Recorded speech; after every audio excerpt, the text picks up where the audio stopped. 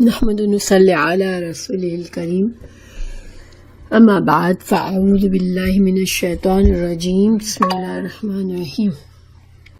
انشاءاللہ lesson number 14 سورہ آل عمران آیت نمبر 92 سے 99 تک. اعوذ باللہ من الشیطان الرجیم بسم اللہ الرحمن الرحیم. لن تنالوا البر حتى تنفقوا مما تحبون وما تنفقوا من شيء فإن الله به عليم.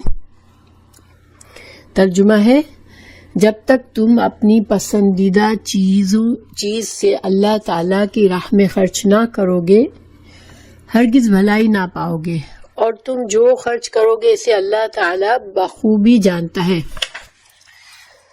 تو الحمدللہ یہ آیت بہت ہی فائدہ مند ہے، سمجھنے والی ہے اور عمل کرنے والی ہے. تو انشاءاللہ ہم پہلے لفظی ترجمہ کرتے ہیں اس کا، پھر اس آیت کو سمجھنے کی کوشش کرتے ہیں. اللہ تعالیٰ نے فرمایا لن، ہرگز نہیں، تنالو، نالا ینالو سے پہنچنا، کسی چیز تک پہنچنا، تم نہیں پہنچ سکتے. البرا، بر کیا ہوتی ہے؟ نیکی کرنا، نیک بننا، بھلائی کرنا، اچھا برتاؤ کرنا، اس میں سارے معنی آتے ہیں. احسان کی حد تک کچھ کام کرنا وہ بھی بر ہے. حتی، یہاں تک کہ تنفقو، تم خرچ کرو. اس مما اور ما ہے، یہ مما اس میں سے جو تحبون حبا سے حبابا، حب کہتے ہیں محبت. تحبون، تم محبت رکھتے ہو، یعنی تم ہرگز نیکی کو نہیں پہنچ سکتے، نیکی کے اعلیٰ درجے کو نہیں پہنچ سکتے جب تک کہ تم خرچ کرو، یعنی خرچ نہ کر لو جب تک تم اس میں سے جس سے تم محبت کرتے ہو. اپنی محبوب چیزوں میں سے اگر کوئی چیز خرچ نہیں کرتے اللہ کی راہ میں، جب تک تمہیں نیکی کے صحیح اچھے بلند درجے تک تم نہیں پہنچ پاؤ گے.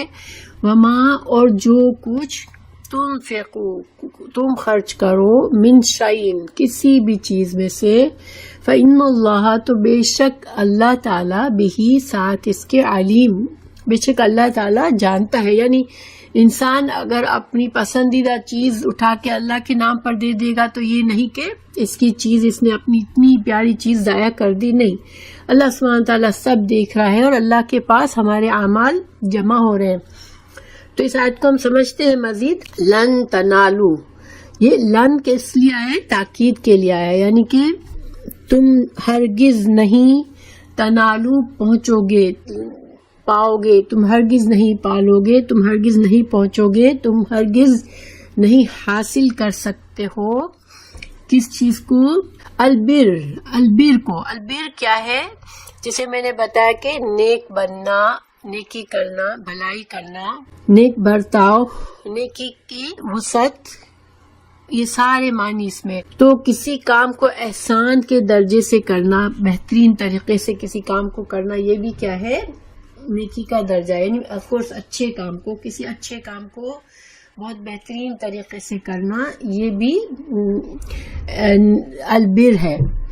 پھر اپنے اسلام کو بہترین بنانا. ہم اللہ کے بندے ہیں، ہم مسلمان ہیں، تو ہم اپنی فرما برداری اللہ کے لیے، اپنی فرما برداری اللہ کے لیے، اپنے دین، اللہ کے دین پر چلنے کو بہترین سے بہترین بنا لیں. تو یہ کیا ہے؟ البر ہے. ٹھیک ہے، بہترین اچھے طریقے سے نمازیں پڑھیں، اچھے طریقے سے ساری عبادات کریں، اچھے طریقے سے بندوں کے معاملات کا خیال رکھیں، یہ سب کیا ہے؟ البر ہے. اسی طرح احسان کا درجہ، حدیث میں سے ہمیں پتہ چلتا ہے کہ عبادت میں احسان کا درجہ وہ ہے کہ انسان ایسی عبادت کرے، اس طرح سے عبادت کرے، اس طرح سے نماز پڑھے جیسے کہ گویا وہ اللہ کو دیکھ رہا ہے، اللہ سامنے ہے اور ہم اس کے لیے نماز پڑھ رہے ہیں. تو وہ نماز جس میں انسان کا اتنا یقین ہے اللہ پر کہ جیسے میں اللہ کو دیکھ رہا ہوں، اس کے لیے نماز پڑھ رہا ہوں، تو یہ بھی البر ہے، احسان کے درجے پہ عبادت ہے. گویا کہ بر میں انسان کے اعتقادی چیزیں بھی آ جاتی ہیں، جیسے کہ عبادت ہے، اللہ کے حق کو ادا کرنا، تو اس میں بھی بر کا درجہ ہوتا ہے. اور جو عملی چیزیں ہیں جیسے کہ بندوں کے حقوق ادا کرنا، معاملات کرنا، ہمارے زندگی کے روزمرہ کے معاملات میں اچھے طرح سے کرنا، تو وہ عملی دونوں بھی، اعتقادی اور عملی دونوں قسم کی نیکیاں البر میں آتی ہے. یہاں پر اللہ سبحانہ وتعالیٰ ہمیں کیا سمجھا رہے ہیں کہ تمہیں اگر نیکی کا درجہ، بلند درجے پر تم پہنچنا چاہتے ہو تو تمہیں کیا کرنا ہے کہ اپنی محبوب چیز کو اللہ کی راہ میں خرچ کرنا ہے. تو تنفقوا، انفاق کیا ہے؟ انفاق خرچ کرنا، نفقہ سے ہے خرچ کرنا. یا صرف دیکھیں من ما جو ہوتا ہے نا، یہ بہت وسعت ہوتی ہے، اس میں کوئی بھی چیز آ سکتی ہے. ماں میں صرف مال ہی نہیں ہوتا، مما جس میں سے تم، اس میں سے جو یہاں پر جو بہت عام معنی میں، یعنی کہ کوئی بھی چیز انسان اگر اللہ کی راہ میں خرچ کرتا ہے اور وہ چیز اسے محبت ہے، کوئی بھی کام، مثال کے طور پر صرف مال نہیں ہے، انسان کا علم ہے، انسان کی جسمانی قوت ہے جس سے وہ دوسروں کی مدد کرے، علم جس سے دوسروں کو فائدہ دے، یا ہماری کوئی اسپیشل اللہ تعالیٰ نے ہمیں کچھ ایسی خوبیاں دی ہو، ایکسپرٹیز دی ہوئی ہو جس کے ذریعے ہم لوگوں کے لیے فائدہ کریں، تو یہ ساری چیزیں نفق میں آ جاتی. یعنی انسان یہ نہیں کہ جو اچھا مال ہی خرچ کرنا ہے، تو جس کے پاس بہت مال نہیں ہے وہ تو کہے کہ مجھے تو اس آیت پر کچھ عمل نہیں کرنا. نہیں، اس میں ہر طرح کے جو بھی نعمتیں اللہ نے ہمیں دی ہے، چاہے جسمانی قوتیں ہیں، چاہے ذہنی صلاحیتیں ہیں، چاہے دماغی قوت ہے، چاہے علم ہے، چاہے مال ہے، ہر چیز. لیکن مال جو ہے وہ زیادہ، اس میں مال کی طرف زیادہ معنی ہے، لیکن جنرل معنی اس میں ساری نیکیاں، ساری قسم کی انسان کی جو بھی نعمتیں ہمارے پاس ہیں ان میں سے انسان اس طرح سے کرے کہ دوسروں کو فائدہ پہنچائے. تو یہ تنفقون میں یہ سب آ جاتا ہے. دیکھیں اس آیت کو سمجھنے کے لیے انسان یہ سوچے کہ مجھے کیا چیز اچھی لگتی ہے، میں کس طرح چاہتا ہوں کہ لوگ میرے ساتھ کس طرح سے رہیں، میرے ساتھ اللہ تعالیٰ کس طرح سے مجھے کیسی زندگی دے، مجھے بندے میرے ساتھ کیسا، اللہ کے بندے میرے ساتھ کیسا سلوک کریں. اگر انسان یہ سوچے اور اس کے بعد وہ دوسروں سے ویسا ہی معاملہ کرے جو وہ دوسروں سے ایکسپیکٹ کرتا ہے، تو یہ بھی مطلب لیا جا سکتا ہے اس سے. ٹھیک ہے، تو دیکھیں ہم کیا چاہتے ہوتے ہیں لوگوں سے، ہم لوگوں سے یہ چاہتے ہیں لوگ ہم سے عزت کا معاملہ کریں، ہم سے عزت سے ہمیں عزت دے، احترام دے، ہماری بے عزتی نہ کریں. پھر اسی طرح ہم یہ بھی چاہتے ہیں کہ جو ہمارے آس پاس کے لوگ ہیں وہ ہمارے حقوق کا خیال رکھیں، ہمارے ساتھ زیادتی نہ کریں، ہمارے حق میں کمی نہ کریں. اسی طرح ہم یہ بھی چاہتے ہیں کہ لوگ ہم سے محبت سے معاملہ کریں، نرمی سے معاملہ کریں، سختی اور نفرت سے معاملہ نہ کریں. اسی طرح ہم یہ بھی چاہتے ہیں کہ میرے جو آس پاس لوگ ہیں، میرے رشتے دار ہیں، جن سے میرا تعلق ہے، میرے فرینڈز ہیں، وہ سب مجھے میری سوچ کا خیال رکھیں، میری پسند ناپسند کا خیال رکھیں. دیکھیں مثال کے طور پر بعض اوقات ہمیں یہ امید ہوتی ہے اپنے پیاروں سے کہ وہ ہمیں پوچھے بغیر ہمارے لیے کوئی ایسا کام کرے جو ہمیں پسند ہے، تو اس سے زیادہ خوشی ہوتی ہے نا. ہمارے کہے بغیر کوئی اگر ہماری خواہش پوری کر دیتا ہے تو وہ زیادہ خوشی کی بات ہوتی ہے. اسی طرح اہم معاملات ہیں تو ہماری رائے پوچھے بغیر کوئی کام کر لیتا ہے تو ہمیں تکلیف ہوتی ہے، مگر کوئی ہمیں اپنی رائے میں شامل کرتا ہے، جو ایسے معاملات ہیں جس سے ہمارا بھی تعلق ہے، تو کوئی ہم سے رائے لے کر کام کرتا ہے تو ہمیں زیادہ خوشی ہوتی ہے. تو اسی طرح یہ ساری باتیں ہم چاہتے ہیں اپنے لیے، ہر انسان یہ باتیں چاہتا ہے کہ مجھے اس طرح سے میرے ساتھ معاملہ کیا جائے. مگر پھر ہمیں یہاں اس آیت سے ہمیں یہ پتہ چلتا ہے کہ ہمیں پھر اپنے آپ سے پوچھنا ہے کہ کیا میں لوگوں سے اسی طرح کرتا ہوں یا کرتی ہوں جس طرح سے میں چاہتی ہوں، چاہے سامنے والے نے میرے حقوق ادا کیے یا مجھے ایسا سلوک کیا یا نہیں، مگر کیا میں نے اپنی طرف سے لوگوں سے ایسا معاملات کیا؟ اگر میں ایسا کرتی ہوں تو پھر میرا معاملہ اللہ کے نزدیک احسان والا معاملہ ہے، اللہ سبحانہ تعالیٰ کے نزدیک میرا نیکی والا معاملہ ہے اگر میں اپنے آس پاس کے لوگوں سے اس طرح سے احتیاط سے معاملہ کرتی ہوں۔ تو دیکھیں ہمیں تو اپنے اعمال کا بدلہ ملنا ہے۔ اگر جہاں تک دنیا میں تو خیر انسان کو یہ ہوتا ہے کہ جو میرے ساتھ جیسا کرے میں ویسا کروں، اور اس میں کوئی برائی نہیں ہے، ٹھیک ہے، انسان ظاہر ہے کہ جو انسان آپ کے ساتھ بدتمیزی کرتا ہے اس کو بہت عزت تو کرنا مشکل ہوتا ہے، لیکن انسان اللہ نے اجازت دی ہے کہ جیسا ہمارے ساتھ کوئی زیادتی کرے تو اس حد تک ہم زیادتی کر سکتے ہیں، لیکن اگر ہم احسان کا رویہ کریں اور ہم وہ رویہ ان کے ساتھ کریں جو ہم چاہتے ہیں کہ ہم سے کیا جائے تو یہ البر ہے، یہ نیکی ہے، ٹھیک ہے، اور یہ احسان کا درجہ ہے اور جو اللہ سبحانہ تعالیٰ کے نزدیک بہت پسندیدہ ہے۔ یہ ساری چیزیں اس بر میں یہ چیزیں شامل ہیں۔ حدیث ہے رسول اللہ صلی اللہ علیہ وسلم نے فرمایا، حضرت انس رضی اللہ عنہ نے یہ روایت کی ہے، بخاری کی حدیث ہے، کہ تم میں سے کوئی اس وقت تک مومن نہیں ہو سکتا جب تک کہ وہ جو اپنے لیے چاہتا ہے وہی اپنے مسلمان بھائی کے لیے چاہیے، یعنی کہ اصل میں بر اور نیکی کا معاملہ لوگوں سے کرنا یہ ایمان کا حصہ ہے۔ تو جس حد تک ہم لوگوں سے بر اور نیکی سے معاملہ کریں گے انشاءاللہ ہمارا ایمان بڑھے گا، کیونکہ ایمان جو ہے اس میں یہ کنڈیشن ہے، ایمان کے جز ہے، اور ایمان کے جز میں ایک یہ بھی ہے کہ ہم وہ اس طریقے سے دوسرے مسلمانوں سے تعلق کریں جیسے کہ ہم اپنے لیے پسند کرتے ہیں، ٹھیک ہے، تو یہ سارے مفہوم اس میں ہے۔ تو اگر ہم اس کو مالی انفاق سمجھ لیں کہ مال خرچ کرنے کی بات اگر سمجھ لیں یہاں پر، تو مال میں سے اپنی قیمتی چیز ہمیں دینی ہے۔ جیسے دیکھیں ہمارے پاس بہت سی چیزیں ہوتی ہیں نا، اور ہمیں بعض اوقات ہم جو کچھ چیزیں اتنی پسند ہوتی ہے کہ ہم ان کو لوز کرنا گوارا نہیں کرتے، ہمیں یہ ہوتا ہے کہ یہ چیزیں ہمارے پاس ہمیشہ رہے۔ تو اپنے مال میں سے ایسی کوئی چیز اللہ کے لیے صدقہ کرنا، تو یہ یہاں پر ہم سے کہا جا رہا ہے کہ ایسی چیز کوئی اللہ کے لیے خرچ کرو جس سے تمہیں بہت محبت ہے۔ کیوں ہم ایسا کریں؟ کیونکہ دیکھیں جنت جو ہے وہ ہمارے اعمال، اللہ سبحانہ تعالیٰ آخرت میں ہمارے ساتھ جو معاملہ کیا جائے گا وہ ہمارے دنیا کے اعمال کے مطابق ہوگا۔ تو اگر ہم نے اتنے احسان کے درجے پہ کام کیے ہوگے تو اتنا ہی ہمیں بلند درجات ملیں گے۔ اچھا، بعض لوگ اگر انسان یہ سوچے میرے پاس بہت مال نہیں ہے، میں بہت غریب ہوں، تو پھر میں کیا کروں؟ میں تو اس آیت کے لحاظ سے میں اجر نہیں کما سکتا کہ میرے پاس تو صرف اپنی ضروریات کے علاوہ کچھ نہیں ہے۔ تو دیکھیں اللہ سبحانہ تعالیٰ انسان کی نیت دیکھتا ہے۔ اگر ایک انسان غریب ہے، فقیر ہے، بہت ہی کچھ بھی نہیں اس کے پاس، مگر اس کے دل میں تڑپ ہے کہ کاش میرے پاس کوئی ایسی چیز آئے جو میں اللہ کے لیے خرچ کر دوں، اللہ کے نام پر خرچ کر دوں، تو چاہے وہ چھوٹی سے چھوٹی چیز بھی اگر وہ دیتا ہے تو وہ اللہ تعالیٰ اس کو بہت زیادہ بڑا چڑھا کر اس کو اجر دیتا ہے۔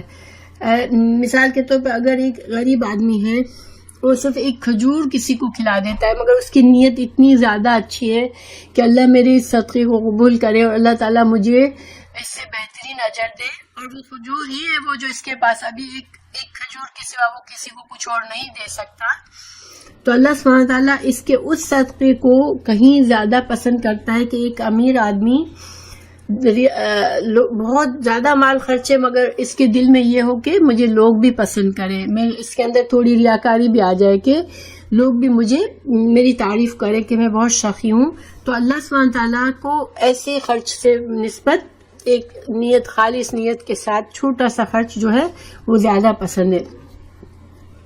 اگر ہم کچھ بھی نہیں کر سکتے تو لوگوں سے مسکرا کر ملے، لوگوں کو اس طرح سے ویلکم گرم جوشی سے ملے کہ لوگ ہم سے مل کے اچھی فیلنگ حاصل کرے، لوگ خوش ہو جائیں۔ دیکھیں ایک انسان کا موڈ خراب ہے، وہ منہ پھلا کے انسان پھر رہا ہے تو اس کو صرف چہرہ دیکھ کے ہی ہمیں اذیت ہوتی ہے، ہم گھر میں اگر ہیں، کسی کے ساتھ ہیں، کوئی فرینڈ ہے، کوئی رشتہ دار ہے، اب جب دیکھو جب ان کا منہ پھلا ہوا ہوتا ہے اور موڈ خراب ہوتا ہے تو خالی اس کے موڈ کو چاہے وہ ہمیں کچھ کہے نہ، مگر وہ بس چہرے کے تاثرات سے ہی دل خراب ہوتا ہے. لیکن اس کے بجائے اگر کسی کے چہرے پر مسکراہٹ ہے، ویلکم انداز ہے اس کا، تو اس کو دیکھ کے انسان کا دل خوش ہو جاتا ہے. تو یہ بھی ایک صدقہ ہے. یہ اللہ سبحانہ تعالیٰ تو بے نیاز ہے. اللہ تعالیٰ ہمیں کسی بھی طرح سے اجر دے دیتا ہے اگر ہماری نیت اجر حاصل کرنے کی ہو. جیسے مثال کے طور پر حدیث میں ہے کہ جو پہلے مسلمان تھے، جنہوں نے اسلام کو پھیلانے میں رسول اللہ صلی اللہ علیہ وسلم کا اس وقت ساتھ دیا جب کہ اسلام ابھی بہت کمزور حالت میں تھا، تو ان کا ایک معمولی صدقہ، ان کی معمولی جو بھی انہوں نے مدد کی اس دین کی، وہ آج کے زمانے میں یا بعد میں حالات آئے جب کہ اسلام پھیل چکا تھا اور مضبوط ہو چکا تھا، اس وقت کوئی ڈھیروں مال بھی اگر دے دیتا صدقہ، لیکن اس درجے کو نہیں پہنچ سکتا تھا جنہوں نے اس وقت اسلام کے لیے قربانی دی جبکہ اسلام کو سخت ضرورت تھی، اسلام کمزور تھا.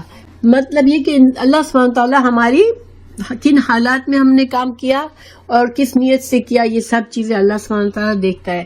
پھر جیسا کہ میں نے کہا کہ اس میں صرف مال ہی نہیں ہے، ٹھیک ہے، ما تنفقوا من شیء، تو اس میں تم جو خرچ کرو، تو یہ من لگا کر اللہ تعالیٰ نے اس کو عام کر دیا، من شیء، کوئی بھی چیز. تو گویا کہ اس میں میننگ اور زیادہ ماں اور من جو ہے نا، وہ جب آتے ہیں تو وسعت آ جاتی ہے کہ جو بھی چیز ہو تو اس سے چھوٹی سی چھوٹی چیز کا بھی اجر و ثواب کئی گنا ہو سکتا ہے. بس اللہ سبحانہ تعالیٰ کوالٹی دیکھتے ہیں، ہماری نیت، ہمارا اخلاص اور کن حالات میں ہم نے وہ خرچ کیا وہ دیکھتے ہیں. اللہ سبحانہ تعالیٰ کوانٹٹی نہیں دیکھتے. اب اس آیت کا یہاں کیا تعلق ہے؟ قرآن سے ہم جو پچھلے اسباق سے ہم پڑھتے چلے آ رہے ہیں، تو یہاں پر اس آیت کا کیا تعلق ہے؟ تو دیکھیں، پیچھے ہمیں بتایا گیا کہ قیامت میں کوئی چیز کافروں کو اللہ کے عذاب سے نہ بچائے گی، ٹھیک ہے، اور نہ ہی اس دن صدقہ، خیرات یا کوئی نیک عمل کرنے کا موقع دیا جائے گا کہ انسان اللہ کو راضی کر لے اور خود کو عذاب سے بچا لے. اگر اللہ کو راضی کرنا ہے تو اس کا موقع صرف اسی دنیا میں ہے، ٹھیک ہے. تو اللہ سبحانہ تعالیٰ نے ان سے کہا کہ اسلام میں داخل ہو جاؤ پورے خلوص سے، اور جو بھی نیک اعمال یا صدقہ خیرات کر سکتے ہو اس دنیا میں کر لو. اور یہ ظاہری بات ہے، یہ صرف کافروں کے لیے نہیں ہے، ان مسلمانوں کو بھی یہی سوچنے کا ہے کہ ہمیں جو بھی کرنا ہے آخرت کے لیے وہ اس دنیا میں کرنا ہے. آخرت میں تو انسان عمل سے نہ، قبر میں بھی اگر ہزاروں سال بھی قبر میں پڑا رہا تو وہ ایک سبحان اللہ کہہ کر بھی اپنا اجر نہیں بڑھا سکے گا. بس جو اجر اس نے حاصل کر لیا دنیا میں اعمال کر کے، بس وہی رہے گا. تو انسان جو بھی نیک اعمال، صدقہ، خیرات ایمان کے ساتھ اس دنیا میں کرے گا، اس کو آخرت میں اس کے اعمال کا پورا فائدہ دیا جائے گا اور اجر اللہ کی رحمت، جنت نصیب ہوگی. یعنی کہ جنت اللہ کی رحمت ہے، جو اللہ سبحانہ تعالیٰ اگر ہم سے راضی ہو گئے ہمارے رخصت تک تو ہمیں جنت ملے گی. تو یہ پیچھے سے تعلق تھا، ٹھیک ہے. تو اسی وجہ سے اب بتایا گیا اس آیت میں کہ اللہ سبحانہ تعالیٰ نے رہنمائی فرمائی ہمارے لیے کہ اگر اللہ کی خوشنودی اور جنت تم کو چاہیے تو پھر تمہیں کیا کرنا ہے کہ اللہ کی راہ میں اپنی مرغوب پسندیدہ ترین چیز کو تمہیں خرچ کرنا ہے. تو جب یہ آیت نازل ہوئی تو صحابہ کرام نے اس پر فوراً عمل کیا. دیکھیں، صحابہ کرام ایسی جماعت تھی جو کہ ہر قرآن کو اس طرح لیتے تھے کہ ایک بس بات آئی اور انہوں نے اس پر پورا فوراً عمل کیا. تو دیکھیں اس کے بارے میں کیا مختلف صحابہ کے اعمال بتائے جاتے ہیں کہ حضرت ابو طلحہ انصاری تھے، ان کے پاس ایک پسندیدہ باغ تھا. تو انہوں نے وہ پورا باغ سے ان کو بہت پسند تھا، بہت محبت تھی. خود رسول اللہ صلی اللہ علیہ وسلم بھی اس باغ میں اکثر جاتے تھے کیونکہ وہ بہت خوبصورت باغ تھا اور اس میں اس کے کنویں میں پانی بھی بڑا اچھا آتا تھا. تو حضرت رضی اللہ عنہ نے رسول اللہ صلی اللہ علیہ وسلم سے فرمایا کہ میرا یہ باغ میں اللہ کے نام پر دیتا ہوں. آپ صلی اللہ علیہ وسلم بہت خوش ہوئے اور ان کو کہا کہ آپ یہ باغ جو ہے وہ اپنے رشتہ داروں میں بانٹ دے. دیکھیں انہوں نے فوراً سے اپنے چچازاد بھائیوں اور رشتہ داروں میں یہ باغ کو بانٹ دیا. یہاں پر دو چیزیں سوچنے کی. اللہ سبحانہ تعالیٰ نے رشتہ داروں میں بانٹنے کے لیے ان کو کہا. تو دیکھیں رشتہ داروں کو بعض اوقات اپنی چیزیں دینا، انسان کو بعض اوقات تو بہت محبت ہوتی ہے رشتہ داروں سے اور ہم ان کو کچھ بھی دے دیتے ہیں. بعض رشتہ دار ایسے ہوتے ہیں جن سے ہمارا دل خراب ہو جاتا ہے تو ہم ان کو تھوڑا سا بھی کچھ دیتے ہوئے ہمارا دل نہیں چاہتا. حسد بھی کبھی ہوتا ہے، کبھی آپس میں جیلسی ہوتی ہے، کبھی آپس میں کھچاؤ ہوتا ہے. لیکن اللہ سبحانہ تعالیٰ نے ہمیں یہ تعلیم دی ہے، رسول اللہ صلی اللہ علیہ وسلم نے یہ تعلیم دی کہ رشتہ دار کو صدقہ دینے سے دوہرا اجر ملتا ہے. ایک تو صلح رحمی کا اور ایک مطلب صدقہ کرنے کا. تو کسی غیر کو دینے سے رشتہ دار جو ضرورت مند ہے ان کو صدقہ کرنا، ان کو دینا بہت زیادہ اجر و ثواب کا کام ہے، سے دوہرا ہو جاتا ہے ثواب.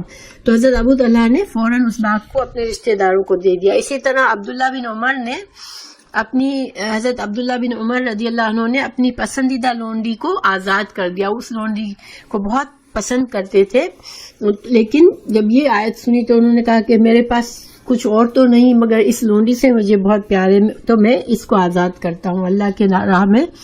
اسی طرح حضرت زید بن حارثہ نے اپنا پسندیدہ گھوڑا دے دیا رسول اللہ صلی اللہ علیہ وسلم کو. تو رسول اللہ صلی اللہ علیہ وسلم نے اس گھوڑے کو حضرت زید بن ثابت کے بیٹے کو گفٹ کیا. تو حضرت زید بن ثابت کو تھوڑا سا دل میں پریشانی ہوئی کہ لو میں نے تو اللہ کی راہ میں دیا تھا اور رسول اللہ صلی اللہ علیہ وسلم نے تو اس کو میرے بیٹے ہی کو دے دیا، تو پھر میرا اجر تو نہیں ملے گا مجھے، کیونکہ یہ تو میرا ہی بیٹا ہے. مگر رسول اللہ صلی اللہ علیہ وسلم نے بتایا کہ رشتہ داروں کو دیجیے. حضرت رسول اللہ صلی اللہ علیہ وسلم نے ان کو بتایا کہ اللہ نے آپ کا صدقہ قبول کر لیا. تو سبحان اللہ، اللہ سبحانہ تعالیٰ یہ نہیں ہے کہ انسان کو اپنی چیز لوز بھی کرے اور اس کو کوئی فائدہ بھی نہیں ہو. دیکھیں اللہ تعالیٰ نے فرمایا کہ جب تم کچھ بھی خرچ کرتے ہو، کچھ بھی کرتے ہو، تو اللہ تو جانتا ہے، گویا کہ ہماری قربانی رائے گا نہیں جاتی. ٹھیک ہے، ہمیں اللہ پر بھروسہ کرنا چاہیے اور جب بھی کوئی نیک کام کریں پوری تسلی سے کریں کہ ہم اگر محنت کر رہے ہیں، ہم اپنے آپ کو کھپا رہے ہیں یا ہم اپنے مال کو خرچ کر رہے ہیں اللہ کی رضا کے لیے، تو انشاءاللہ اللہ ضرور قبول کرے گا. اور اگر جب ہم اس سے ایک اور فائدہ کیا ہوتا ہے کہ جب ہم اپنی کوئی پسندیدہ چیز قربان کرتے ہیں تو اس اللہ کو رضا کے لیے تو ہمارا ایمان بڑھتا ہے. ٹھیک ہے، انسان آپ نے دیکھا ہوگا جب ہم کوئی نیک کام کرتے ہیں تو بڑی دل میں خوشی ہوتی ہے، اللہ سے قربت محسوس ہوتی ہے. تو کوئی اپنی پسندیدہ ترین چیز جب ہم اللہ کی راہ میں دیں گے تو اسی حد تک ہمارا ایمان بھی بڑھے گا، اور جتنا ایمان زیادہ ہوگا، جتنی اللہ سے ہمیں محبت ہوگی، اتنا انشاءاللہ اللہ سبحانہ تعالیٰ ہم سے محبت کرتے ہیں اور ہمارا اللہ سے تعلق مضبوط ہوتا ہے. تو اللہ تعالیٰ ہمیں سمجھنے کی توفیق دے کہ ہم اپنی چیزوں کو پکڑ کر نہ بیٹھے، کیونکہ ہمیں نہیں پتا ہمیں کب اس دنیا سے رخصت ہونا ہے. تو جو کچھ ہم نے اس دنیا میں اللہ کی رضا کے لیے دے دیا وہی اصل میں ہمارا مال ہے، وہی ہمیں کام آئے گا آخرت میں. ہم جس مال کو دنیا میں پکڑ کر بیٹھتے ہیں، ہمیں نہیں پتا ہم کب رخصت ہو جائیں گے، تو وہ مال ہمارے کوئی کام کا نہیں ہے، وہ پھر ہمارے وارثوں کے مال ہو جائے گا. یہ سارا اس کا وہ ہے. لیکن سوال یہ پیدا ہوتا ہے کہ کیا اللہ تعالیٰ صرف ایسی صدقے کو پسند کرتا ہے جو ہمیں بہت پسند ہو، اور کیا ہم اپنے پاس بعض اوقات ہمارے پاس بہت سی ایسی چیزیں ہوتی ہیں جو کہ ہماری ضرورت سے زائد ہوتی ہیں مگر اچھی چیزیں ہوتی ہیں، کسی کے کام آنے والی چیزیں ہوتی ہیں، تو کیا ہم اس کو صدقہ کر سکتے ہیں؟ تو ہاں، ہم اس کو بھی صدقہ کر سکتے ہیں. یہاں تک کہ ہم اپنی استعمال شدہ چیز بھی اگر کسی کے لیے فائدہ مند ہے تو ہم اس کو بھی اللہ کی راہ میں دے سکتے ہیں، اس کا بھی اجر ثواب ہے. مگر یہاں پر ایک اعلیٰ درجہ بتایا گیا. ٹھیک ہے، کہ ہم ایک اعلیٰ نیکی کا اعلیٰ درجہ بتایا گیا. لیکن چیزوں کو گھر میں جمع کیا ہوا ہے، بہت ساری چیزیں پڑی ہیں اور کبھی استعمال نہیں ہوتی، اب ان کو پکڑ کے بیٹھے ہیں کہ ٹھیک ہے کبھی کام آ جائے گی. اس سے بہتر ہوتا ہے کہ انسان کے سامنے کوئی ایسی صورت نظر آئے کہ ہاں یہ کام یہ میری چیز کسی کے کام کی ہے تو اس کو دے دے انسان. کیونکہ ہماری ایک نیکی کے اللہ تعالیٰ نے فرمایا ہے قرآن میں کہ صدقہ جو ہم کرتے تو ایک کا 10 گنا اجر ملتا ہے، اور ڈیپینڈ کرتا ہے کہ 700 گنا تک بھی پہنچ جائے اجر، اور اس سے بھی زیادہ. اٹ آل ڈیپینڈس کہ ہماری نیت کتنی زیادہ خالص ہے، ہم نے کن حالات میں کیا. اس لحاظ سے اللہ تعالیٰ ایک کام کا درجہ 700 اور 700 سے زیادہ تک بھی بڑھا دیتا ہے. تو انشاءاللہ اللہ سبحانہ تعالیٰ ہمیں توفیق دے کہ ہم دنیا کی چیزوں کی محبت میں اپنا پکڑ کے نہ بیٹھے کہ ہماری آخرت آ جائے، ہم دنیا سے رخصت ہو جائے اور ہماری چیزیں، ہمارا مال ہمارے کوئی کام نہ آئے. ٹھیک ہے. اچھا، اب اگلی آیت ہے کلو، ہر چیز، ہر اطعام، کھانے، تمام کھانے، کانا تھے، حلن حلال، بنی اسرائیل، بنی اسرائیل کے لیے بھی تمام وہ کھانے حلال تھے جو مسلمانوں کے لیے حلال ہے. اللہ مگر ما جو حرما حرام کیا اسرائیل علیہ السلام. اسرائیل کون تھے؟ حضرت یعقوب علیہ السلام. تو جو حضرت یعقوب علیہ السلام نے کچھ چیزیں چھوڑ دی تھی، وہ نہیں کھاتے تھے، اونٹ کا گوشت نہیں کھاتے تھے، اونٹ کا دودھ نہیں پیتے تھے. یہ ان کی اپنی کوئی ریزن تھی، یا بیماری تھی کوئی، یا پھر کوئی نظر مانی تھی. بہرحال وہ ان چیزوں کو استعمال نہیں کرتے تھے. تو ما حرما اسرائیل علی نفسہ ہی، اپنی ذات پر، من قبلی، اس سے پہلے، ان یہ کہ تنزل، نازل کی گئی تورات کے نزول سے پہلے بنی اسرائیل پر بھی، بنی اسرائیل نے جو یعنی کہ حضرت یعقوب علیہ السلام نے جو اپنی ذات پر یہ چیزیں، کچھ چیزیں روک لی تھی، نہیں کھاتے تھے، تو وہ تورات کے نزول سے پہلے تھا. کیونکہ تورات تو بہت بعد میں نازل ہوئی تھی نا. حضرت یعقوب علیہ السلام تو حضرت ابراہیم کے پوتے تھے، لیکن حضرت موسیٰ علیہ السلام تو بہت بعد میں بنی اسرائیل میں پیدا ہوئے. تو اور تورات جو ہے حضرت موسیٰ علیہ السلام کو دی گئی تھی. تو تورات کے نزول سے پہلے حضرت یعقوب علیہ السلام نے کچھ چیزیں اپنے اوپر خود سے روک لی تھی، وہ نہیں کھاتے تھے. تو ان کی اولاد نے سمجھا کہ یہ چیزیں حرام ہیں، اور انہوں نے بھی اس کو کھانا چھوڑ دیا تھا. ورنہ ایسے نہیں تھا کہ یہ چیزیں حرام تھی بنی اسرائیل پر. ٹھیک ہے. اللہ تعالیٰ نے فرمایا کہ بنی اسرائیل پر بھی وہ تمام چیزیں حلال تھی جو شریعت محمد صلی اللہ علیہ وسلم میں بھی ہے. لیکن تورات سے پہلے حضرت یعقوب علیہ السلام نے کچھ چیزیں اپنے نہیں کھاتے تھے، تو ان کے اولاد نے بھی ان کو چھوڑ دیا تھا. پھر اللہ تعالیٰ فرمانے قل، کہہ دیجئے، فاتو، پس لے آؤ، بالتورات، تورات کو، فتلوہا، پھر پڑھو اس کو، ان کنتم، اگر ہو تم صادقین، سچے. تو اس آیت میں اصل میں اللہ سبحانہ تعالیٰ نے یہودی جو آپ کو پتہ ہے کہ مدینہ میں رسول اللہ صلی اللہ علیہ وسلم ہجرت کر کے آئے، تو وہاں پر یہودیوں کے 3 قبیلے تھے. اور جب آپ صلی اللہ علیہ وسلم دین کی باتیں بتاتے تو وہ تنقید کرتے تھے. وہ چاہتے تھے کہ کسی طرح آپ صلی اللہ علیہ وسلم کو نبی نہ مانا جائے، حالانکہ وہ خود سمجھ گئے تھے، پہچان گئے تھے کہ یہ اللہ کے نبی ہیں. تو وہ آئے دن آپ صلی اللہ علیہ وسلم کی جو بھی آیت آتی اس پر تنقید کرتے تھے کہ لو یہ کیسے نبی ہے کہ وہ خود کو کہتے تو ہے کہ میں حضرت ابراہیم علیہ السلام کی طریقے پر ہوں، لیکن یہ تو حضرت ابراہیم علیہ السلام کے طریقے سے الگ باتیں بتا رہے ہیں. یہ ان کا مقصد ہوتا تھا تاکہ لوگ ان سے اسلام کے بارے میں شک میں مبتلا ہو جائے. تو اللہ تعالیٰ نے ان کی اس تنقید کا جواب دیا. اللہ تعالیٰ نے یہاں پر بتایا کہ ان کا یہ دعویٰ جو یہ کرتے ہیں کہ ملت ابراہیمی، یعنی رسول اللہ صلی اللہ علیہ وسلم ان کو بتاتے تھے کہ میرا جو دین ہے وہ حضرت ابراہیم علیہ السلام ہی کے طریقے کا ہے. اور ملت ابراہیم سے کیا مطلب ہے کہ ملت جو ہے، خیر انشاءاللہ میں ملت کو بعد میں سمجھاؤں گی انشاءاللہ، کیونکہ آگے بھی آ رہا ہے یہ. تو بہرحال یہودیوں نے تنقید کی آپ صلی اللہ علیہ وسلم پر کہ آپ صلی اللہ علیہ وسلم تو یہ دعویٰ کرتے ہیں کہ یہ ملت ابراہیمی سے ہے، تو پھر اونٹ کا گوشت اور دودھ تو آپ کی شریعت میں کیوں حلال ہے؟ کیونکہ یہ چیزیں تو حضرت ابراہیم اور یعقوب علیہ السلام کے زمانے سے حرام آ رہی ہے، اور تورات میں بھی یہ حرام ہے. گویا کہ یہ لوگوں سے اس طرح سے ظاہر کرتے تھے کہ آپ صلی اللہ علیہ وسلم نے جو اونٹ کا گوشت اور اونٹ کا دودھ حلال بتایا اس اپنی شریعت میں، اور ساتھ ساتھ دعویٰ بھی یہ کرتے ہیں کہ میں حضرت ابراہیم علیہ السلام کی شریعت پر ہی ہوں، تو حضرت ابراہیم علیہ السلام کے ملت پر ہی ہوں. تو پھر یہ چیزیں تو بہت حضرت ابراہیم علیہ السلام کے زمانے سے حرام آ رہی ہے، تو اب اچانک سے کیسے یہ چیزیں حلال ہو گئی، یہ ان کا مطلب تھا. ٹھیک ہے، تو اللہ تعالیٰ نے ان کے اعتراض کا جواب دیا کہ تمہارا یہ دعویٰ جھوٹا ہے، اگر تم اپنے اس دعوے میں سچے ہو تو تورات کو لاؤ اور پڑھ کر بتاؤ کہ کہاں تورات میں لکھا ہوا ہے کہ بنی اسرائیل پر تورات کے نزول سے پہلے بھی یہ چیزیں حرام تھی. یعنی کہیں سے تو تم کو دلیل ہونی چاہیے، تم کہاں سے یہ بات لا رہے ہو. اللہ سبحانہ تعالیٰ نے ان کے اوپر اعتراض کیا اور حقیقت بتائی کہ حقیقت یہ ہے کہ یہ چیزیں شروع سے حلال ہے. حضرت یعقوب علیہ السلام نے ان کا استعمال چھوڑ دیا تھا کسی ذاتی سبب سے.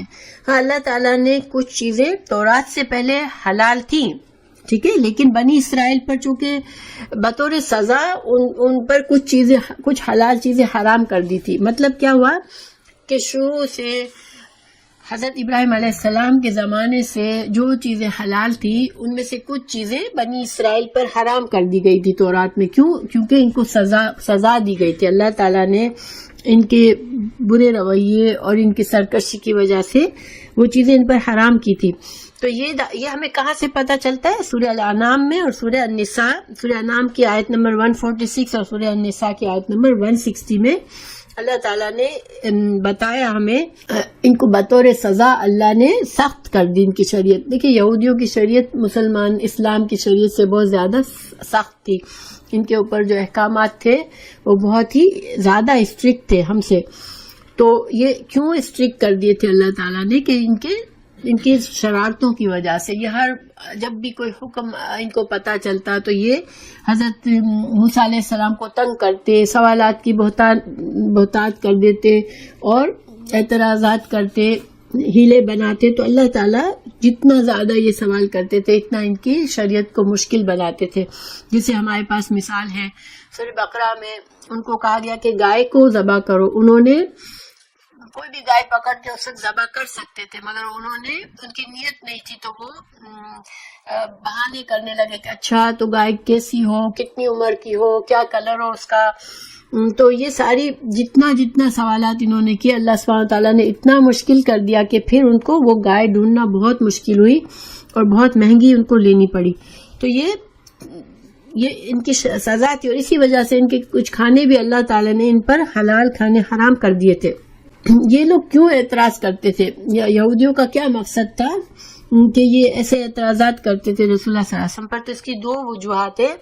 ایک تو یہ کہ اس طرح کے اعتراضات سے آپ صلی اللہ علیہ وسلم کو جھوٹا ثابت کرے، کیونکہ مدینہ میں یہ جو اہل کتاب تھے تو عرب جو جہالت کے دور میں عرب ان کی بڑی عزت کرتے تھے. وہ سمجھتے تھے یہ بڑے ان کے پاس اللہ کی طرف سے کتابیں آئی ہوئی ہیں، یہ بڑے علم والے لوگ ہیں، تو ان کی عزت کرتے تھے. تو جو رسول اللہ صلی اللہ علیہ وسلم جب مدینہ آئے تو بہت سے لوگ ان سے پوچھتے تھے یہودیوں سے کہ آپ کے خیال میں یہ نبی سچے ہیں یا نہیں ہیں؟ کیونکہ ان کو یہ تھا کہ ہاں یہ تو ان کے پاس بھی اللہ کے رسول آئے تھے تو یہ تو فوراً پہچان لیں گے. تو یہ لوگوں کو شک میں ڈالنے کے لیے کہتے تھے نہیں، یہ ان کے تو احکامات ہی کچھ عجیب سے ہیں، یہ تو اللہ کی طرف سے آئے ہوئے نہیں لگتے ان کے کیونکہ دیکھیں یہ تو ہمارے پاس تو ایسے احکامات تھے اور یہ تو انہوں نے تو سارے احکامات بدل دیے ہیں حلال حرام کے بارے میں بھی. تو ایک تو یہ مقصد تھا کہ لوگوں کو کنفیوز کریں اور دین سے روکیں. دوسرا مقصد یہ تھا کہ اللہ تعالیٰ نے جب قرآن میں یہ آیت نازل فرمائی کہ اللہ نے پنشمنٹ کے طور پر ان کے اوپر کچھ حلال چیزیں حرام کی تھی، تو ان کو بہت ہی غصے میں آ گئے. ان کو جیسے ظاہری بات ہے کہ ان پر ڈائریکٹ ایک طرح سے چور کو جیسے پکڑا گیا سامنے، تو ان کی چوری پکڑی گئی، تو انہوں نے پھر اس کے بہانے شروع کیے کہ نہیں ایسا کچھ بھی نہیں ہے، ہم کو تو تورات میں ہی لکھا ہوا ہے کہ حضرت ابراہیم علیہ السلام کے زمانے سے یہ چیزیں جو ہم پر حرام تورات میں کی گئی وہ تو حضرت ابراہیم کے زمانے سے ہی حرام تھی، اور ہم تو اسی طریقے پر چلے ہیں جو کہ حضرت ابراہیم علیہ السلام کا طریقہ تھا. ہاں یہ نبی محمد صلی اللہ علیہ وسلم یہ کچھ نئی باتیں بتا رہے ہیں جو کہ ہماری سمجھ سے باہر ہے، جو کہ کہیں پہلے ہم نے نہیں سنی. اور حضرت ابراہیم کا حوالہ کیوں دیتے تھے کہ جو قریش تھے، جو مکہ کے اور مدینہ کے مشرکین تھے، ان کو حضرت ابراہیم حضرت اسماعیل کو پہچانتے تھے، بلکہ وہ سمجھتے تھے کہ ہم حضرت ابراہیم کے طریقے پر چل رہے ہیں. جیسے میں نے بتایا پہلے کہ حج بھی کرتے تھے وہ، چاہے مشرکانہ طریقے سے حج کرتے تھے، مگر چونکہ حضرت اسماعیل وہاں تھے، حضرت ابراہیم آئے تھے تو ان کو یہ ساری چیزیں پتہ تھی. اس طرح سے حضرت ابراہیم علیہ السلام کا حوالہ دے کے کہتے تھے کہ حضرت ابراہیم علیہ السلام نے بھی ایسی باتیں تو کبھی نہیں کی تھی. اور چونکہ رسول اللہ صلی اللہ علیہ وسلم کا بھی کہنا یہی تھا کہ حضرت ابراہیم علیہ السلام کی ملت پر میں ہوں. قرآن میں بھی یہی بتایا گیا، اللہ تعالیٰ نے فرمایا تھا کہ آپ حضرت ابراہیم علیہ السلام کی ملت کی پیروی کریں.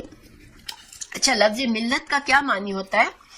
دیکھیں، دین جو ہے وہ اللہ کا دین ہے، ٹھیک ہے، اللہ کی طرف سے. لیکن لفظ ملت وہ ہوتا ہے کہ جب پیغمبر کو اللہ تعالیٰ جو طریقہ بتاتا ہے کہ اس طرح سے رہ کر، اس طرح سے باتیں سمجھا کے، جو تفصیل دین کی تفصیل جو پیغمبر کرتا ہے اپنے عمل سے لوگوں کے لیے نمونہ بنتا ہے، اس کو ملت کہتے ہیں پیغمبر کی.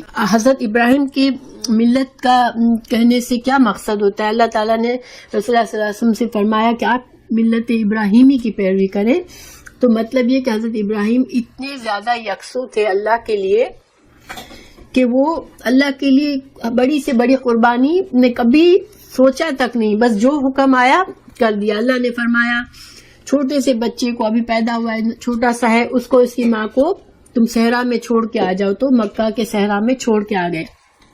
اللہ تعالیٰ نے فرمایا اپنے بیٹے کو قربان کرو، تو اپنے اکلوتے بیٹے کو قربان کرنے کے لیے تیار ہو گئے.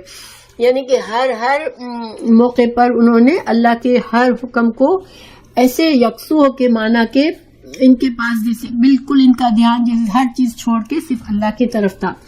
تو یہ مطلب ہے کہ ملت ابراہیمی پر چلو. یہ جب اللہ تعالیٰ نے رسول اللہ صلی اللہ علیہ وسلم سے یہ فرمایا کہ آپ ملت ابراہیمی پہ چلے، تو مطلب یہ تھا کہ دین کے لیے یکسو ہو کر چلے، اللہ کی توحید میں یکسو ہو کر چلے. ورنہ شریعت میں تو دیکھیں، آپ صلی اللہ علیہ وسلم کی شریعت میں ظاہر ہے کہ ہر نبی کی شریعت میں پختگی آتی گئی وقت کے ساتھ ساتھ اور حالات کے ساتھ ساتھ. اللہ تعالیٰ نے جس زمانے کے لیے جس حد تک انسانوں کا ارتقا ہوا، انسان کی عقل میں جتنی بڑی، اس لحاظ سے اللہ تعالیٰ نے شریعت میں بھی وسعت دی. تو دین ہمارے اسلام کی شریعت کامل شریعت ہے، جو کہ تمام انبیاء کے جو بھی شریعت دی گئی ان سب کا مجموعہ ہے جیسے، یا ان کا خلاصہ ہے. تو بہرحال اللہ تعالیٰ نے آگے فرمایا فمن تو جو کوئی افطرا جو گھڑ لے علی اللہ اللہ پر الکذب جھوٹ من بعد ذالک اس کے بعد یعنی کہ اللہ تعالیٰ نے سب بتا دیا، خلاصہ کر دیا، اس کے بعد بھی اگر کوئی اللہ پر جھوٹے دعوے کرتا ہے. اللہ کے پر جھوٹے دعوے ان کا کیا تھا کہ وہ اپنے حلال حرام میں خود سے طریقے بنا کر کہتے تھے کہ یہ اللہ کی طرف سے، یہ تورات میں ہے، تو یہ اللہ پر جھوٹ باندھتے تھے. تو اللہ تعالیٰ نے فرمایا کہ یہ سب کچھ اللہ نے ایکسپلین کر دیا، اس کے بعد بھی اگر کوئی جھوٹے دعوے کرتا ہے، اس سے باز نہیں آتا، تو پھر کیا ہے فَأُولَئِكَ تو یہ لوگ ہم الظالمون، تو یہ ظالم ہے. اور ظالم کا مطلب یہاں پر کیا ہے کہ یہ اپنی جانوں پر ظلم کر رہے ہیں، وہ اپنے لیے جہنم کے مستحق اپنے آپ کو بنا رہے ہیں، ابدی عذاب اور اللہ کے غصے کو کما رہے ہیں خود اپنے گناہوں سے.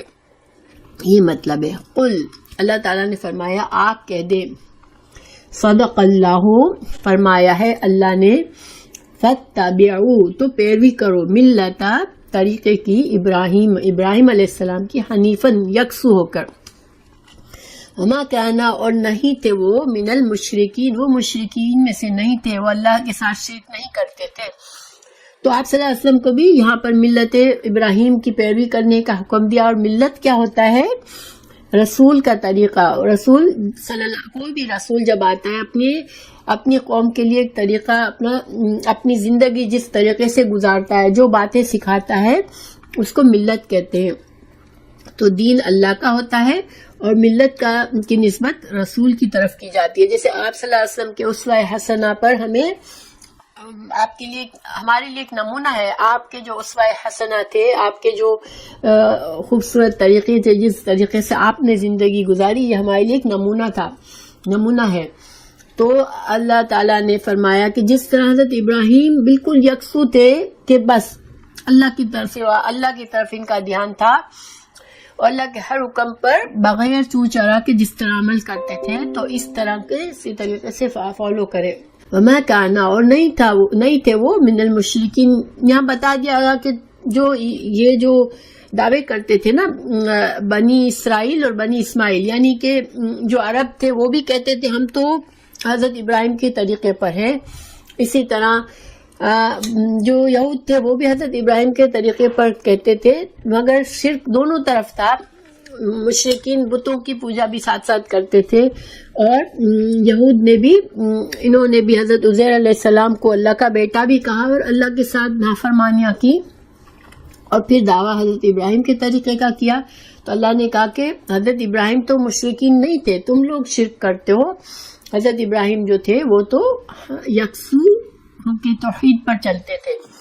پھر اللہ نے فرمایا ان بے شک اولا پہلا بیت گھر وہ بنایا گیا للناس لوگوں کے لیے، للذی وہ جو ببکہ جو مکہ میں ہے، مبارکن جو باعث برکت ہے، وہدن اور ہدایت ہے، للعالمین تمام جہانوں کے لیے وہ ہدایت کا ذریعہ ہے. تو یہ آیات جو ہے 93 سے لے کر 96 تک انشاءاللہ اس کا خلاصہ میں آپ کو ساتھ ساتھ بتاتی ہوں کیونکہ یہ ساری کنیکٹڈ ہیں.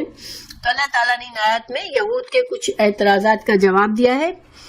اور آپ لوگ جانتے ہیں کہ مدینہ میں ہجرت کے بعد چونکہ مشرکین کے علاوہ یہودی بھی تھے نا وہاں پر، تو مشرکین عرب یہودیوں کا احترام کرتے تھے. یہ میں نے آپ کو بات بتا دی کہ مشرکین عرب جو تھے وہ یہودیوں سے دین کے بارے میں ان کی عزت کرتے تھے، اسی لیے وہ ان کا مشورہ بھی چاہتے تھے.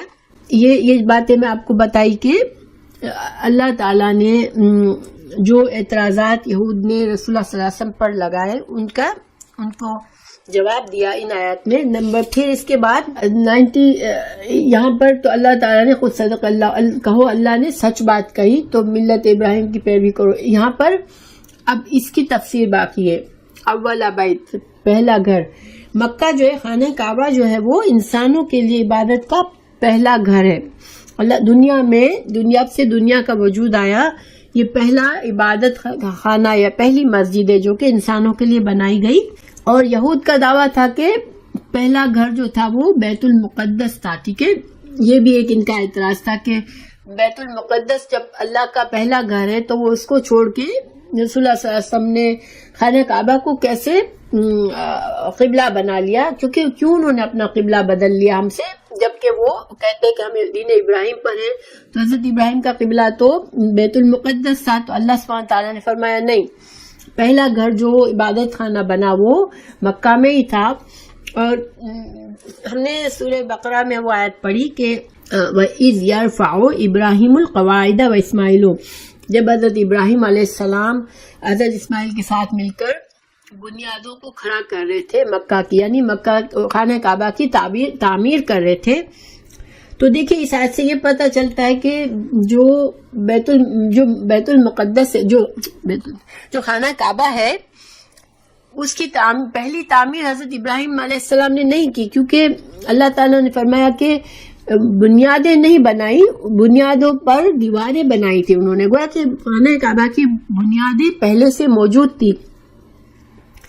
تو وہ دیواریں جو ہے خانہ کعبہ جو ہے وہ اصل میں اللہ تعالیٰ نے جب سے زمین پیدا کی ہے اس وقت سے خانہ کعبہ کو اللہ کی زمین پر عبادت خانہ بنایا. اس کو سب سے پہلے فرشتوں نے بنایا، پھر اس کے بعد آدم علیہ السلام نے بنایا، اور پھر حضرت ابراہیم علیہ السلام نے اس کی قواعد، اس کے بنیادوں کو، چونکہ وہ مٹ چکی تھی، عمارت ہٹ چکی تھی وقت کے ساتھ ساتھ، تو حضرت ابراہیم علیہ السلام کو بتایا گیا کہ یہ یہاں پر آپ کھودیں تو بنیادیں نکل آئی تھی، اور ان بنیادوں پر حضرت ابراہیم علیہ السلام نے خانہ کعبہ کی دیواریں بنائی تھی. تو گویا کہ سب سے پہلا گھر جو ہے وہ مکہ ہے، وہ مکہ نہیں، بیت کیا کہتے ہیں، خانہ کعبہ ہے. اور جو یہودی جو دعویٰ کر رہے ہیں کہ بیت المقدس پہلا گھر ہے تو یہ صحیح نہیں ہے. رسول اللہ علیہ وسلم کی حدیث بھی موجود ہے. آپ صلی اللہ علیہ وسلم سے حضرت ابو ذر رضی اللہ عنہ نے پوچھا کہ یا رسول اللہ کون سی مسجد ہے کہ زمین پر سب سے پہلے بنائی گئی؟ تو آپ نے فرمایا کہ مسجد الحرام. تو حضرت ابو ذر نے پوچھا کہ اس کے بعد کون سی مسجد؟ تو آپ نے فرمایا کہ مسجد اقصیٰ. مسجد اقصیٰ جو ہے وہ بعد میں بنائی گئی، تو ان کے درمیان 40 سالوں کا فرق ہے. ٹھیک ہے، یعنی کہ حضرت اسحاق علیہ السلام تھے، انہوں نے مسجد اقصیٰ کی بنیادیں رکھی، اور حضرت ابراہیم علیہ السلام، حضرت اسماعیل علیہ السلام نے 40 سال پہلے خانہ کعبہ کی دیواروں کو اٹھایا تھا. ٹھیک ہے، یہ تو ان کے ایک طرح سے ان کے یہودیوں کا ان کے اعتراضات کا جواب اللہ نے دے دیا. پہلا اعتراض ان کا حلال حرام کے بارے میں تھا، دوسرا اعتراض ان کا خانہ کعبہ کو اس رسول صلی اللہ علیہ وسلم نے کیوں قبلہ بنایا ہے. تو گویا یہ ان کا کہنا تھا کہ یہ رسول صحیح نہیں ہے، یہ سچے رسول نہیں ہے. اللہ نے اس بات کا بھی جواب دے دیا کہ نہیں، خانہ کعبہ ہی انسانوں کا پہلا قبلہ اللہ نے چوز کیا تھا، اور حضرت ابراہیم علیہ السلام نے اسی کو قبلہ بنایا تھا، اور یہ رسول صلی اللہ علیہ وسلم بھی اسی کو قبلہ بنا رہے ہیں، اور یہ حضرت ابراہیم علیہ السلام ہی کے طریقے پر ہے. ٹھیک ہے، اب اللہ تعالیٰ نے کچھ باتیں خانہ کعبہ کے بارے میں بتائی. فیہ، اس میں آیات، نشانیاں ہیں، بینات، روشن، مقام ابراہیم، اس میں مقام ابراہیم بھی ہے، جہاں پر حضرت ابراہیم علیہ السلام جو تھے وہ جس پتھر پر چڑھ کے خانہ کعبہ کی دیواریں بلند کر رہے تھے، تو اس پتھر پہ حضرت ابراہیم علیہ السلام کے قدموں کے نشان موجود ہیں، اور جو لوگ وہاں گئے انہوں نے دیکھا ہوگا مقام ابراہیم میں حضرت ابراہیم علیہ السلام کے پیروں کے نشان ہیں. تو اللہ تعالیٰ فرما رہے ہیں کہ خانہ کعبہ میں نشانیاں ہیں، اور ان نشانیوں میں سے ایک نشانی کیا ہے کہ حضرت ابراہیم کے پیروں کے نشان بھی موجود ہیں. گویا کہ پہلے حضرت ابراہیم علیہ السلام نے وہی بنایا تھا. ومن دخل، اور جو داخل ہو گیا ہو اس میں، اس گھر میں، یعنی کہ جو یہاں سے مسجد حرام میں ہم جو جاتے ہیں، کانا ہے ہو گیا آمنن، امن والا. اللہ نے مکہ میں حرم بنایا، اور اس حرم میں اس کو امن والی جگہ بنا دی. اور وللہ، اور اللہ کے لیے ہے، علی الناس، لوگوں پر، حج کرنا، البیتی، گھر کا، من استطاع، جو استطاعت رکھتا ہو، الہی، اس کی طرف، سبیلاً، راستے کی. تو اللہ تعالیٰ نے یہاں پر حج کا حکم دیا، حج کو اس آیت کے ذریعے حج کو فرض قرار دیا. ومن کفر، اور جو کفر کرے گا، فإن اللہ، تو بے شک اللہ تعالیٰ، غنی، بے پرواہ ہے، عن العالمین، تمام جہان والوں سے. تو یہاں پر کچھ باتیں ہمیں پتہ چلتی ہے. پہلی بات یہ کہ خانہ کعبہ جو مسجد حرام ہے اور جو حرم کا علاقہ ہے، وہ سب کیا ہے؟ امن والا ہے. اور یہ امن کی ہمیں یہ حضرت ابراہیم علیہ السلام نے دعا کی تھی. سورہ بقرہ میں ہم نے اس دعا کو پڑھا تھا، اور سورہ ابراہیم میں بھی ہے، آیت نمبر 35 میں، نہیں، سورہ بقرہ کی آیت نمبر میں نے نہیں لکھی، لیکن اس میں سورہ بقرہ کی آیت ہے کہ اللہ تعالیٰ اس گھر کو امن والا بنا دے. تو اللہ نے ان کی دعا قبول فرمائی، اس گھر کو امن والا بنایا. اور سورہ ابراہیم آیت 35 میں بھی حضرت ابراہیم کی دعا ہے کہ یہ دوسری دعا ہے کہ جبکہ ابراہیم نے دعا کی، اے میرے پروردگار، اس سرزمین کو امن کی سرزمین بنا، اور مجھے اور میری اولاد کو بتوں کی پوجا سے محفوظ رکھ. تو یہ دعا اللہ نے قبول فرمائی تھی، اور اس کی برکت سے اس شہر حرم کو جیسے جو آپ کو پتہ ہے کہ 4 مہینے حرام مہینے ہیں، 4 مہینے عرب کے شروع سے یہ چلے آ رہے تھے، رجب، ذی القعدہ، ذی الحج اور محرم. ان مہینوں کے علاوہ ہر جگہ خون ریزی ہوتی تھی اور جنگیں ہوتی تھی، مگر اللہ تعالیٰ نے اس جگہ کو، حرم کو اتنا عزت والا بنایا، اتنا امن والا بنایا کہ حدیث کی روح سے نہ اس میں قتال کیا جا سکتا ہے، نہ خون ریزی، نہ شکار، یہاں تک کہ درخت یا کانٹوں کو بھی، وہاں کے درخت اور کانٹوں کو بھی اکھاڑنا منع ہے.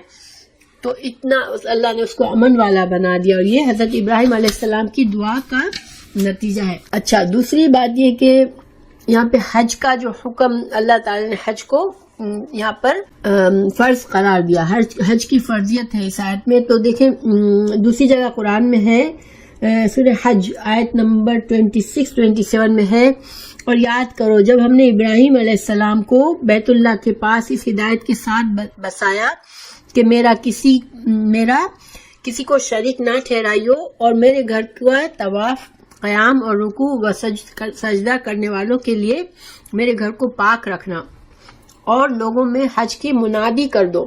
یہ حکم قرآن میں ہے، حضرت ابراہیم علیہ السلام کو دیا گیا سورہ حج آیت نمبر 26-27 میں کہ لوگوں میں حج کی منادی کر دو، وہ لوگ تمہارے پاس پیادہ اور لاغر اونٹوں پر تمام گہرے راستوں سے آئیں گے. تو وہ حضرت ابراہیم علیہ السلام کو پہلا حکم دیا گیا تھا کہ حج کا اناؤنس کرنا. اب دیکھیں اس زمانے میں تو کوئی ایسا نہیں تھا کہ انسان لاؤڈ سپیکر پر اٹھ کے جواب دے پر بولنا شروع کر دے کہ اعلان کر دے، مگر اللہ تعالیٰ نے لوگوں تک یہ بات، حضرت ابراہیم علیہ السلام کی دعوت حج کو پہنچایا، اور اس میں جس کو بھی پھر استطاعت ہے، پھر اب حج فرض کر دیا گیا، اور مسلمانوں پر حج فرض ہے. تو استطاعت سے کیا مطلب ہے؟ دیکھیں مالی استطاعت، اتنا مال کم از کم ہو کہ حج کے اخراجات پورے کر سکے، سفر میں ہمارے پاس زیادہ راہ ہو اتنی کہ انسان اپنا خرچے پر حج کر سکے. دوسری صحت کی استطاعت، انسان اتنی صحت ہو کہ یہ سفر پورا کر سکے اور حج کر سکے. اگر بہت بیمار انسان ہے تو اس میں استطاعت نہیں ہے تو اس کو حج سے وہ معذور ہے. اچھا، اسی طرح حالات، پورا من حالات ہے، ایسے نہیں کہ جنگیں ہو رہی ہیں ہر جگہ پر، لوگوں کو مار ڈالتے ہیں. ہمیں پتہ ہے کہ حج کے سفر میں بہت زیادہ خطرہ ہے، جنگ چل رہی ہے اور انسان کے لیے جان کی خطرہ ہے. تو ان حالات میں حج انسان اگر نہ کرے تو ان حالات میں ٹھہر جائے تو صحیح ہے. اچھا، باقی استطاعت موجود ہے لیکن انسان انتظار کر رہا ہے کہ حالات ابھی سیف نہیں ہے تو انتظار کر سکتا ہے. اسی طرح کسی عورت کو اگر محرم نہیں ہے، اس کا شوہر بھی نہیں ہے، باپ بھی نہیں ہے، بھائی بھی نہیں ہے، بھانجا بھتیجا بھی نہیں ہے، جو اس کو ایسا کوئی رشتے کا آدمی نہیں ہے زندہ جو کہ اس کے لیے محرم بن سکے، تو پھر اس عورت کے لیے پیسہ بھی ہو تو بھی اس کے پاس پیسہ بھی ہے، صحت بھی ہے، لیکن محرم نہیں ہے تو اس پر کوئی گناہ نہیں ہے. حج کے لیے یہ اس حکم میں آ جاتی ہے کہ اس کے پاس استطاعت نہیں ہے. تو استطاعت میں کتنی چیزیں آ گئی؟ مالی استطاعت، جسمانی استطاعت، حالات اس قابل ہو کہ انسان کر سکے حج، اور عورت کا محرم موجود ہو. یہ ساری سہولتیں ہیں، ساری چیزیں. تو پھر انسان کے لیے حج اگر نہیں کوئی کرتا تو اس پر کفر کا دعویٰ کیا گیا کہ جو اس کے انتظار کرتا ہے، یعنی اس میں بھی اس سے انکار کرتا ہے تو پھر اللہ غنی ہے عالمین سے، اللہ کو پرواہ نہیں ہے. اللہ نے تمہیں حکم دیا، اب تم اللہ کا صاف حکم نہیں مانتے ہو اور اپنے آپ کو اس عبادت سے محروم کرتے ہو تو اللہ کو پھر پرواہ نہیں ہے. یہ ایک طرح سے بہت وعید ہے، سخت ایک طرح سے دھمکی ہے ان لوگوں کے لیے جس کے پاس ساری استطاعت موجود ہے اور وہ حج نہیں کرتے. حدیث میں بھی ایسی حدیثیں بھی ملتی ہے جس سے ہمیں پتہ چلتا ہے کہ ایسے آدمی کے لیے سخت وعید ہے جو کہ حج کے بالکل قابل ہے، اس کے پاس سب چیزیں موجود ہیں اور وہ پھر بھی حج نہیں کر رہا. اور یہاں پر اس آیت کا جو سیاق و سباق سے اگر ہم دیکھیں تو یہودیوں پر ایک طرح سے یہ حج کا حکم ان آیت کے ساتھ رکھا گیا تاکہ یہودیوں کے جو اعتراضات تھے کہ یہ خانہ کعبہ کو انہوں نے کیوں قبلہ بنا لیا، تو اللہ تعالیٰ نے حضرت ابراہیم علیہ السلام کے واسطے سے بتا دیا کہ حضرت ابراہیم علیہ السلام کے زمانے سے یہ خانہ کعبہ کا حج کا طریقہ چل رہا ہے. تو اس شریعت میں بھی اللہ نے اس کو قائم رکھا ہے، گویا کہ رسول اللہ صلی اللہ علیہ وسلم اسی طریقے پر ہے جس پر حضرت ابراہیم علیہ السلام تھے، کیونکہ یہودیوں کا اعتراض تھا کہ یہ حضرت ابراہیم علیہ السلام کے طریقے سے ہٹ کر ہے. اور یہ کہنے سے ان کا مقصد یہ ہوتا تھا کہ ان کو پتا تھا کہ جو عرب لوگ ہیں وہ حضرت ابراہیم کے طریقے پر اگر ثابت ہو گیا یہ نبی صلی اللہ علیہ وسلم اس طریقے پر ہے تو عرب جلدی مسلمان ہو جائیں گے، اس لیے وہ کہتے تھے نہیں یہ حضرت ابراہیم کا طریقہ نہیں ہے. تو اللہ سبحانہ تعالیٰ نے حج کے حکم کے ساتھ حضرت ابراہیم علیہ السلام کی بات رکھ دی کہ حضرت ابراہیم علیہ السلام کو پہلے حکم دیا گیا تھا حج کا، ٹھیک ہے. پھر قل کہہ دیجئے یا اہل الکتاب، اے اہل کتاب، لما کیوں تکفرون تم کفر کرتے ہو بآیت اللہ اللہ کی آیت کے ساتھ، واللہ اور اللہ تعالی شہید گواہ ہے علی اوپر ما تعملون تم جو کرتے ہو. گویا کہ ان کو سمجھایا بھی جا رہا ہے اور ایک طرح سے ڈانٹا بھی جا رہا ہے کہ تم یہ ساری حرکتیں کر کے کیوں تم کفر کر رہے ہو، تم کیوں اس نبی صلی اللہ علیہ وسلم پر ایمان نہیں لاتے ہو جبکہ تم جانتے ہو کہ یہ سچے نبی ہے، اور تم جھوٹے تم بہانے کر کے خود بھی انکار کرتے ہو اور لوگوں کو بھی روکتے ہو. اللہ تعالیٰ سب کچھ دیکھ رہا ہے تمہارے رویوں سے، اور یہ ایک دھمکی ہوتی ہے کہ اللہ دیکھ رہا ہے، مطلب یہ کہ اللہ تمہیں اس کا بدلہ، اس کا عذاب دے گا، اس کا گناہ تمہارے لیے لکھا جا رہا ہے. قل یا اہل الکتاب، اے اہل آپ ان سے کہے کہ اے اہل کتاب، لما کیوں تم تصدون تم روکتے ہو عن سبیل اللہ اللہ کے راستے سے، من جو آمنا جو ایمان لائے، تبغونہا تم تلاش کرتے ہو عوجن کوئی ٹیڑھ، وانتم اور تم حالانکہ تم شہداء تم گواہ ہو، وما اللہ اور نہیں اللہ بغافل غافل عما اس سے جو تم عمل کرتے ہو. یہاں پر ان سے کہا گیا کہ تم کیوں لوگوں کو روکتے ہو، اہل کتاب آپ اہل کتاب سے کہو، رسول اللہ صلی اللہ علیہ وسلم سے فرمایا گیا اہل کتاب سے کہو کہ تم اللہ کے راہ سے لوگوں کو کیوں روکتے ہو اور ان میں عیب ٹٹولتے ہو، حالانکہ تم خود گواہ ہو اللہ تعالیٰ تمہارے اعمال سے بے خبر نہیں ہے. یہاں پر صاف لفظوں میں ان سے کہہ دیا گیا کہ تم بہانے بنا کر اور جھوٹے اعتراضات کر کے لوگوں کے دلوں میں شک ڈالتے ہو اور لوگوں کو ایمان لانے سے روکتے ہو، خود بھی ایمان نہیں لاتے ہو، حالانکہ تم گواہ ہو، تم جانتے ہو، تمہیں تورات میں تمہارے یہ ساری چیزیں موجود ہیں جس سے تم پہچان گئے ہو اس نبی کو، لیکن پھر بھی تم یہ نہ صرف خود انکار کرتے ہو بلکہ ٹیڑھا پن ڈھونڈتے ہو، اللہ کی آیات میں تم نکتہ چینی کرتے ہو اور رسول اللہ صلی اللہ علیہ وسلم کی تعلیمات پر اعتراض کرتے ہو، اور اس طرح کر کے تم اور لوگوں کو بھی شک میں ڈالتے ہو اور ایمان سے روکتے ہو. تو اللہ تمہاری یہ ساری حرکتیں دیکھ رہا ہے، اللہ غافل نہیں ہے. اور یہاں پر ایک اور دھمکی آ گئی کہ اللہ سب کچھ دیکھ رہا ہے اور تم یہ جو کچھ کر رہے ہو تو تم اس کا ضرور تمہیں عذاب ہوگا، تمہیں کو جواب دینا پڑے گا. تو الحمدللہ ہمارا لیسن مکمل ہوا.